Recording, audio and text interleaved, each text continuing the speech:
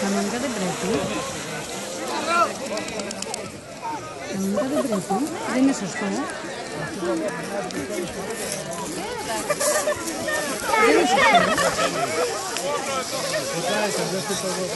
Δεν μπορώ να εγκρίνω αυτό που έγινε με τον κύριο, δεν ξέρω ποιος είναι. Αυτό ακριβώς, πάτερ, ζητάμε.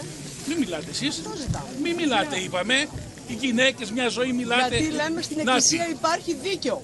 Εφόσον δεν δεν λέω, υπάρχει δίκαιο θα στην σας τα πει η πολιτική, κυρία. ας υπάρχει στην Εκκλησία. Εγώ λυπάμαι τον άντρα σας στο σπίτι. Όταν θέλεις να μιλάς συνέχεια. Να μην τον λυπάστε, Όταν γιατί θες αν να θα τον μιλάς δείτε, θα συνέχεια, δείτε. διότι ένας άνθρωπος της Εκκλησίας δεν φέρεται όπως φέρεσαι εσύ. Κατάλαβες?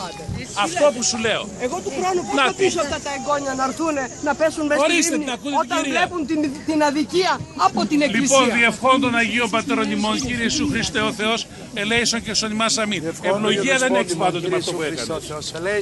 Εγώ σου λέω δεν έχεις ευλογία με Έχω αυτό την που ευλογία είπες. του Θεού και δεν έχω πρόβλημα Μπράβο, από κανέναν. μπράβο, όπως οι Ιαχωβάδες. μπράβο. Όπως οι Ιαχωβάδες. Όχι, κάνετε Αν λάθος. είσαι Ιαχωβού, Δεν είμαι Ιαχωβού, να μάθετε είμαι να πολύ ακούτε. πιο θρησκεία από εσάς. Σουτ, Αλλά μην δεν μιλάτε. είμαι άδικη. Μην μιλάτε. Δεν μπορεί τώρα 10 παιδιά πέσανε μέσα και δεν είπε. Τι να πω, αφού δεν την ακούς. Θέλω να σας πω είναι ότι με αυτόν τον τρόπο δεν ξέρω, κάποιος δεν τους προετοίμασε. Να, αν έχεις ανθρώπους σαν την κυρά εκεί πέρα, να τους. Εγώ όσες φορές ήρθα στην εκκλησία δεν σε είδα ποτέ. Εγώ που ήρθα δεν σε είδα ποτέ.